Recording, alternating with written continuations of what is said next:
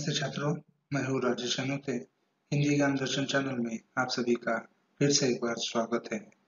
आज के इस वीडियो में हम देखने वाले हैं हिंदी लोकवाणी 10वीं कक्षा की पहली इकाई की 8 नंबर की कविता कर्मवीर। इस कविता के रचनाकार है अयोध्या सिंह उपाध्याय हरिऔध। छात्रों, इस कविता के माध्यम से कवि ने मानवीय गुणों का संचयन करने की प्रेरणा दी है। उसी के साथ साथ इस कविता के माध्यम से कवि हरिऔध जी ने यह बताने का प्रयास किया है कि कर्मवीरों के लिए कर्म ही पूजा होती है। वे कर्म करने के लिए सदा तत्पर रहते हैं। वे असंभव को संभव बना देते हैं तथा देश और समाज को उन्नति के मार्ग पर ले जाते हैं। तो कवि ने कर्मवीरों के पास जो महान गुण होते हैं उनका अनुकरण करने के लिए पाठकों को प्रेरित किया है। तो चलिए इस कविता का भावार्थ देखते हैं। देखकर जो विघ्न बाधाओं को घबराते नहीं, रहे भरोसे भाग्य के दुख भोग पछताते नहीं। काम कितना ही कठिन हो किंतु उकताते नहीं, भीड़ में चंचल बने जो वीर दिखलाते नहीं। छात्रों, इन पंक्तियों के अंतर्गत जितने भी कठिन शब्द हैं, उन कठिन शब्दों के अर्थ निम्नलिखित शब्द संसार में दिए गए हैं।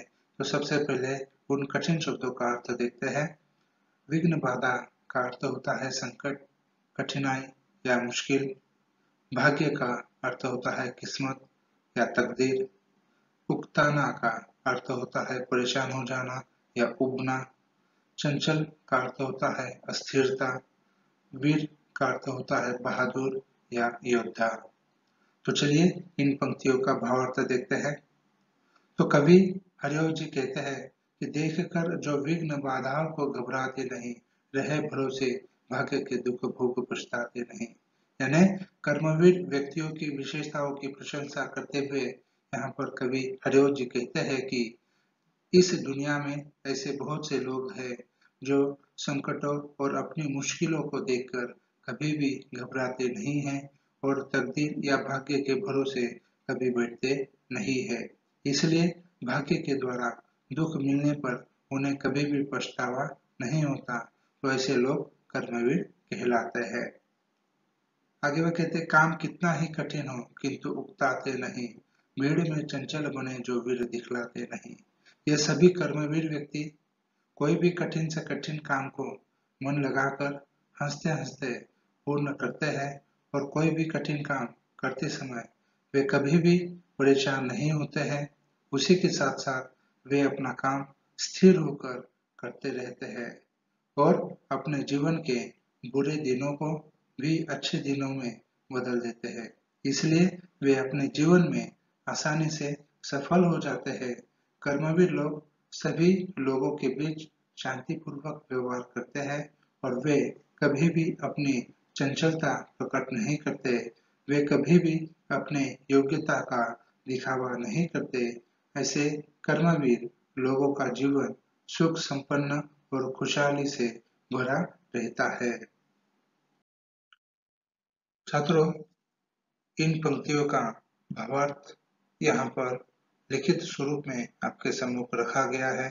चाहे तो आप इसे लिख सकते हो। तो चलिए अगली पंक्तियों का भावार्थ देखते हैं। मानते जी की है, सुनते हैं सदा सबकी कही, जो मदद करते हैं अपनी इस जगत में आप ही। भूलकर वे दूसरे का मुंह कभी तकते नहीं, कौन ऐसा काम है वे कर जिसे सकते नहीं। छात्रों, इन पंक्तियों में जितने भी कठिन शब्द है उन कठिन शब्दों का अर्थ निम्नलिखित शब्द संसार में दिया गया है। चाहे तो आप उन्हें लिख सकते हो। जी का अर्थ होता है दिल या हृदय और ताकना का अर्थ होता है देखना। तो चलिए इन पंक्तियों का भावार्थ देखते हैं। कवि हरिऔध जी कहते हैं कि मानते जी की है, सुनते हैं सदा सबकी कही, जो मदद करते हैं अपनी इस जगत में आप ही। यानी कवि हरिऔध जी कहते हैं कि कर्मवीर लोग जो होते हैं कभी भी अहंकार नहीं करते हैं। वे कोई भी निर्णय लेने से पहले सभी की सलाह बातें और सुझाव सुनते हैं, परंतु जो भी निर्णय लेना होता है वह निर्णय वे अपने दिल से ही लेते हैं। किसी अन्य व्यक्ति के दबाव में आकर वे कभी भी कोई निर्णय नहीं लेते हैं। आगे वे कहते हैं, भूलकर वे दूसरे का मुंह कभी तकते नहीं, कौन ऐसा काम है वे कर जिसे सकते नहीं। कर्मवीर संपूर्ण संसार में कभी भी किसी की मदद नहीं लेते, वे अपनी मदद स्वयं करते हैं। भूलकर भी काम करते समय यह नहीं सोचते कि कोई आएगा और अपनी मदद करेगा। वे कभी भी किसी दूसरे व्यक्ति पर आश्रित नहीं रहते हैं, वे स्वावलंबी होते हैं। काम करते समय वे दूसरों के मुंह की तरफ कभी देखते भी नहीं हैं और इस संपूर्ण विश्व में ऐसा कोई भी काम नहीं है जिसे कर्मवीर लोग नहीं कर सकते। हर एक काम वे कर सकते हैं। हर एक मुश्किल का वे सामना करते हुए अपना काम पूर्ण कर सफल बन जाते हैं। इन पंक्तियों का भावार्थ यहाँ पर दिया गया है, चाहे तो आप इसे भी लिख सकते हो।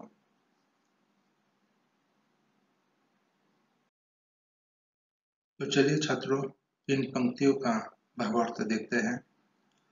जो कभी अपने समय को यूं बिताते हैं नहीं, काम करने की जगह बातें बनाते हैं नहीं, आजकल करते हुए जो दिन गंवाते हैं नहीं, यत्न करने में कभी जो जी चुराते हैं नहीं।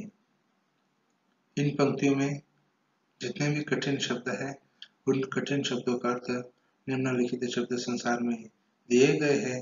तो सबसे पहले हम उन कठिन शब्दों का अर्थ देखते हैं। यत्न का अर्थ होता है प्रयत्न या कोशिश। बातें बनाना का अर्थ होता है बढ़ चढ़ कर बातें करना। जी चुराना का अर्थ होता है कुछ करने से भागना। छात्रों, कवि हरिओ जी इन पंक्तियों के माध्यम से हमें कहना चाहते हैं कि समय का सदुपयोग कर्मवीरों का महत्वपूर्ण गुण रहा है। वे अपने जीवन में समय को बहुत अधिक महत्व देते हैं। वे अपना जो भी काम है, जिस समय करना है चाहते हैं, तब उस काम को उसी समय वो पूर्ण कर लेते हैं और काम की जगह पर बैठकर कभी भी बातें बनाते नहीं हैं। और आगे भी कहते हैं कि आजकल करते हुए जो दिन गंवाते हैं नहीं, यत्न करने में कभी जो जी चुराते हैं नहीं। यानी किसी भी काम को आज करेंगे, कल करेंगे, ऐसा सोचकर अपना समय कभी भी बर्बाद नहीं करते। किसी भी कठिन काम को करने के लिए अपनी कोशिश या प्रयत्न करने से कभी भी वे दूर भागते नहीं हैं। ऐसे लोग समय का अच्छा उपयोग करते हुए अपना कार्य अपनी कुशलता के दम पर पूर्ण कर लेते हैं। इन पंक्तियों का भावार्थ यहाँ पर दिया गया है, चाहे तो आप इस वीडियो को रोककर लिख सकते हो।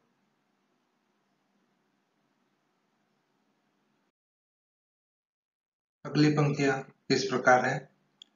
काम को आरंभ करके यो नहीं जो छोड़ दे, सामना करके नहीं जो भूल कर मुंह मोड़ दे, जो गगन के कुल बातों से रुता नहीं तोड़ते, संपदा मन से करोड़ों की नहीं जो जोड़ दे। अब इन पंक्तियों में 3 कठिन शब्द है, उन कठिन शब्दों का अर्थ सबसे पहले देख लेते हैं, फिर इन पंक्तियों का भावार्थ देखते हैं। वृथा का अर्थ होता है व्यर्थ या नाहक। मुंह मोड़ना का अर्थ होता है पीछे हटना। संपदा का अर्थ होता है धन या दौलत। तो चलिए इन पंक्तियों का भावार्थ देख लेते हैं। काम को आरंभ करके यो नहीं जो छोड़ते, सामना करके नहीं जो भूल कर मुंह मोड़ते। तो कवि हरिओ जी कहते हैं कि किसी भी काम को आरंभ करके फिर उसे बीच में छोड़ देना, यह आलसी या धैर्यहीन व्यक्ति के लक्षण होते हैं। काम को पूर्ण करते समय यदि कोई मुसीबत या संकट आ जाए, तब कई लोग उस मुसीबत या संकट का सामना करने के बजाय उस काम को छोड़कर पीछे हट जाते हैं। ऐसे लोग स्वभाव से डरपोक और कायर होते हैं। कर्मवीर व्यक्ति किसी भी काम को आरंभ करके फिर उसे बीच में ही अधूरा छोड़ते नहीं हैं। वे काम आरंभ कर देते हैं तो उस काम को पूरा करके ही छोड़ते हैं। ऐसे कर्मवीर व्यक्ति किसी मुसीबत या संकट का सामना करने का निश्चय कर लेते हैं तो वे कभी पीछे हटते नहीं हैं। वे साहसपूर्वक उन मुसीबतों, उन संकटों का सामना करते हैं। कवि आगे कहते हैं, जो गगन के फूल बातों से रुता नहीं तोड़ते, संपदा मन से करोड़ों की नहीं जो जोड़ते। तो कवि कहते हैं कि कर्मवीर व्यक्ति गगन के फूलों को बातों से व्यर्थ नहीं तोड़ते, अर्थात कोई व्यक्ति स्वयं अपनी प्रशंसा करते हुए आसमान की इतनी बड़ी बड़ी बातें करता है, परंतु कर्मवीर व्यक्ति बड़ी बड़ी बातें नहीं बनाते। कर्मवीर व्यक्ति अपने मन में ही यह सोचने में समय बर्बाद नहीं करता है कि मैं यह करूंगा, वह करूंगा। उन्हें जो काम करना है उस काम को करने में वे अपना पूरा ध्यान लगाते हैं और काम को पूरा कर दिखाते हैं। कर्मवीर व्यक्ति अपने मन से करोड़ों की धन दौलत नहीं जोड़ते। इन पंक्तियों का भावार्थ यहाँ पर दिया है, चाहे तो आप इसे भी लिख सकते हो।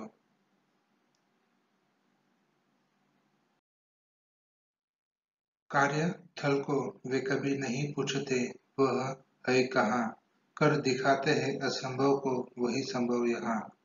उलझने आकर उन्हें पड़ती है जितनी ही जहाँ, वे दिखाते हैं नया उत्साह उतना ही वहाँ। तो यहाँ पर कुछ कठिन शब्द है। सबसे पहले उन कठिन शब्दों का अर्थ देखते हैं। थल का अर्थ होता है स्थान या स्थल। संभव का अर्थ होता है ऐसा कार्य जो हो सकता है। उलझन का अर्थ होता है दुविधा की स्थिति। तो चलिए इन पंक्तियों का भावार्थ देख लेते हैं। कार्यस्थल को वे कभी नहीं पूछते, वह है कहाँ, कर दिखाते हैं असंभव को वही संभव यहाँ। कवि कहते हैं कि कर्मवीर व्यक्ति कभी भी अपने लिए कोई भी कार्यस्थल नहीं खोजते। वे जहाँ होते हैं वही उनका कार्यस्थल होता है। उन्हें जहाँ चुनौतियाँ मिलती है वे वही उसका सामना करते हैं और उस वक्त असंभव कार्य को भी संभव कर दिखाते हैं। कवि आगे कहते हैं, उलझने आकर उन्हें पड़ती है जितनी ही जहाँ, वे दिखाते हैं नया उत्साह उतना ही वहाँ। कर्मवीर व्यक्ति के जीवन में जितनी उलझने आती हैं उतनी उलझनों का बड़े उत्साह के साथ उनका सामना करते हैं। चाहे उस वक्त कितनी भी परेशानियां आए फिर भी वह कर्मवीर व्यक्ति उस कार्यस्थल के काम को पूरा किए बिना पीछे नहीं हटते और उस काम को बड़े ही उत्साह के साथ कर दिखाते हैं। इसलिए वे कार्यस्थल को कभी भी नहीं पूछते कि वह कहाँ है। इन कर्मवीर व्यक्तियों को जहाँ चुनौती या संकट का सामना करने को मिलता है वही वे अपना कार्यस्थल बना लेते हैं।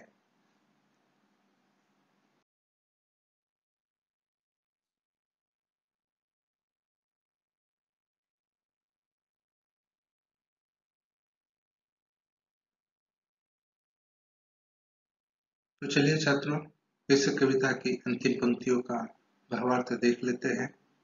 सब तरह से आज जितने देश है फूले फूले, बुद्धि विद्या धन विभव के है जहाँ डेरे डले, वे बनाने से उन्हीं के बन गए हैं इतने भले, वे सभी हैं हाथ से ऐसे सपूतों के पले। यहाँ पर इन पंक्तियों में जितने भी कठिन शब्द हैं उन कठिन शब्दों का अर्थ देखते हैं, फिर इन पंक्तियों का भावार्थ देख लेते हैं। फूले फले का अर्थ होता है विकसित हुए। विभव का अर्थ होता है दौलत। डेरे डले का अर्थ होता है जमकर बैठ जाना। सपूत का अर्थ होता है अच्छा पुत्र या होनहार बेटा। तो देखिएगा, यहाँ पर कवि हरिओ जी कहते हैं कि आज संपूर्ण संसार में जितने भी देश है वे सभी देश समृद्ध, संपन्न और विकसित देश है। यानी सब तरह से आज जितने देश है वे सब खुले फुले हैं, यानी विकसित हुए हैं, समृद्ध है और संपन्न है। कर्मवीरों के पुरुषार्थ से ही देश प्रगतिशील एवं विकसित हुए हैं। उन्होंने अपने देश को बुद्धि, विद्या, धन दौलत का भंडार बनाकर दिया है। जब ऐसे होनहार पुत्रों का जन्म देश में होने लगेगा, तब देश की और मनुष्य जाति की भलाई होगी। देश को ऐसे ही अच्छे पुत्रों की आवश्यकता है, जो अच्छे कर्म के लिए अपना संपूर्ण जीवन समर्पित कर सके। देश के ऐसे महान होनहार पुत्रों के कारण ही सभी मनुष्यों का जीवन आनंद से भरा हुआ है। इन पंक्तियों का भावार्थ भी यहाँ पर दिया गया है, चाहे तो आप इसे भी लिख सकते हो। छात्रों, उम्मीद करता हूँ कि कर्मवीर इस कविता का भावार्थ आप सभी को समझ में आ गया होगा। तो चलिए आज यही रुकते हैं, मिलते हैं अगले वीडियो में। तब तक के लिए धन्यवाद।